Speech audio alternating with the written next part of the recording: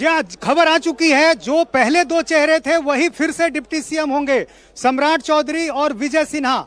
यही दो नाम हैं जो विधायक दल के नेता और उपनेता चुने गए हैं।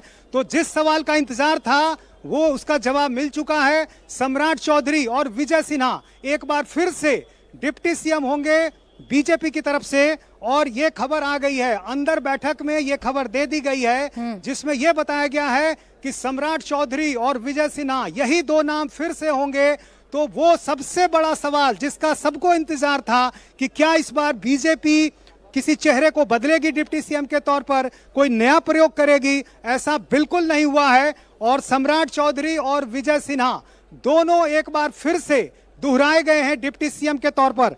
तो अब तक की जो सबसे बड़ी खबर है वो खबर हम अपने दर्शकों को बता दें कि सम्राट चौधरी और विजय सिन्हा दोनों डिप्टी सीएम होंगे और इनको नेता और उपनेता के तौर पर चुन लिया गया है। इस बात की जानकारी विधायकों को दे दी गई है। तो जो तमाम कयास लगाए जा रहे थे, जो तमाम चर्चाएं हो रही थी, उन सारी चर्चाओं पर विराम लग गया है। सम्राट चौधरी और विजय सिन्हा दोनों चुन लिए गए हैं नेता और उपनेता के तौर पर। ठीक है नीतीश, बड़ी खबर अपने दर्शकों को बता देते हैं। विजय सिन्हा और सम्राट चौधरी, कोई बदलाव नहीं किया गया। ये दोनों चेहरे को ही रिपीट किया जा रहा है। सम्राट चौधरी और विजय सिन्हा ही बिहार के अगले डिप्टी सीएम होंगे। बड़ी खबर इस वक्त आपको बता रहे हैं, सम्राट चौधरी और विजय सिन्हा को नेता और उपनेता चुन लिया गया है, यानी डिप्टी सीएम ये रहेंगे बिहार के। कोई बदलाव नहीं। विजय सिन्हा के नाम को लेकर चर्चा थी कि विजय सिन्हा का नाम क्या इस बार कट सकता है, क्या उनका पत्ता कट सकता है, लेकिन ऐसा नहीं हुआ है। सम्राट चौधरी एक बार फिर से डिप्टी सीएम बनने जा रहे हैं और विजय सिन्हा जो कि भूमिहार जात से आते हैं,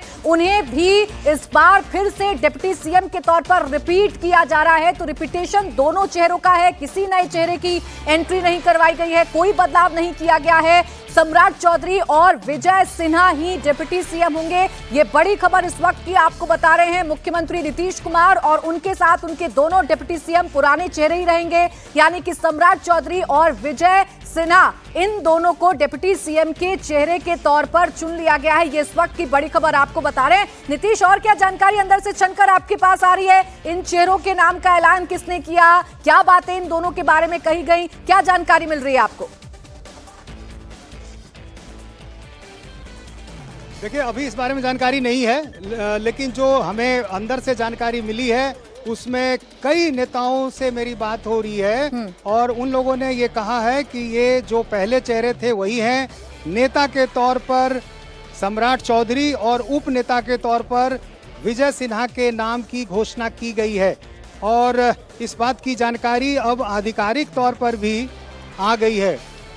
पार्टी के एक नेता की तरफ से जो मीडिया को ब्रीफ करते हैं, उनकी तरफ से भी ये जानकारी दे दी गई है कि सम्राट चौधरी जो है नेता विधानमंडल और विजय सिन्हा उपनेता विधानमंडल, यानी हम जो जानकारी अपने सूत्रों के हवाले से दे रहे थे वो जानकारी अब सामने आ चुकी है आधिकारिक तौर पर भी कि सम्राट चौधरी और विजय सिन्हा को एक बार फिर से नेता और उपनेता बनाया गया है। और जाहिर है सम्राट चौधरी का नाम तय माना जा रहा था, विजय सिन्हा के नाम को लेकर थोड़ा संशय था और ये कहा जा रहा था कि शायद इस बार विजय सिन्हा की जगह किसी दूसरी जाति से, सवर्ण जाति में ही सही लेकिन ब्राह्मण जाति से या फिर कायस्थ से कहा जा रहा था कि उनको प्रतिनिधित्व दिया जा सकता है, लेकिन ऐसा नहीं हुआ। कोई नया प्रयोग नहीं किया और समझा जा सकता है कि चूंकि जो जीत मिली है, जो बड़ी जीत मिली है, वो इन्हीं चेहरों के साथ मिली है, इसी फॉर्मेट में मिली है। जो तमाम चेहरे पहले से सरकार में थे उनको सामने रखकर ही ये जीत मिली है। तो शायद उसमें फेरबदल को सही नहीं समझा गया और यही कारण है कि जो पहले दोनों डिप्टी सीएम थे वही एक बार फिर डिप्टी सीएम बनाए गए हैं। और आप देखें कि भूमिहार जाति जो है वो खास तौर से एनडीए का कोर वोट बैंक है। यदि आप महागठबंधन में जिस तरह से यादव समुदाय को देखती हैं, उसी नज़रिए से आप एनडीए में भूमिहार वोट बैंक को देख सकते हैं। और करीब 23 भूमिहार इस बार जीत कर भी आए हैं। हालांकि सबसे ज़्यादा 32 राजपूत जाति से चुन के आए हैं, लेकिन इस बार जो भूमिहार जाति से भी विधायक हैं और खासतौर से यदि बीजेपी में भी देखें तो उनकी संख्या अच्छी खासी है। तो कोई भी फेरबदल नहीं किया गया और एक बार फिर से वही दो चेहरे सम्राट चौधरी और विजय सिन्हा बिहार के डिप्टी सीएम होंगे। और अब थोड़ी देर में ये जानकारी भी आएगी कि आखिर इस बैठक में और क्या कुछ कहा गया है और जो तमाम बड़े नेता थे इस बैठक में उनकी तरफ से क्या जानकारी दी गई है।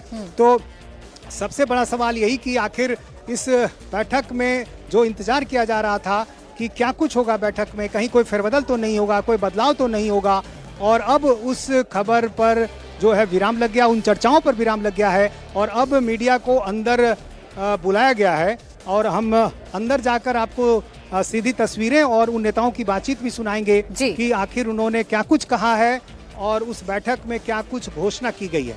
बिल्कुल ठीक है, आप नीतीश अंदर जाइए, अंदर की तस्वीर हमारे दर्शकों तक पहुंचाइए। लेकिन इस वक्त की जो सबसे बड़ी खबर है वो ये है कि बिहार के दोनों डिप्टी सीएम के चेहरों में कोई बदलाव नहीं किया गया है। सम्राट चौधरी जो तारापुर से जीत कर आए हैं वो डिप्टी सीएम होंगे और विजय सिन्हा जो लखीसराय से जीत कर आए हैं वो डिप्टी सीएम होंगे। भूमिहार समाज का जो साथ है वो लगातार एनडीए को मिलता रहा है और यही वजह है कि विजय सिन्हा के नाम पर कोई फेरबदल नहीं किया गया है। ये अंदर की तस्वीर देखिए, हम आपको दिखा रहे हैं जिसमें आपको विजय सिन्हा बैठे हुए नजर आ रहे होंगे, रविशंकर प्रसाद बैठे हुए नजर आ रहे होंगे, सम्राट चौधरी आपको नजर आ रहे होंगे। तो ये तमाम वो नेता हैं जो चर्चाओं में शामिल थे और चर्चा लगातार इसी बात को लेकर थी कि क्या सम्राट चौधरी और विजय सिन्हा एक बार फिर से डिप्टी सीएम की भूमिका में रहेंगे। तो हाँ, इसका जवाब है कि सम्राट चौधरी और विजय सिन्हा, इनके नामों में कोई भी फेरबदल नहीं किया गया है।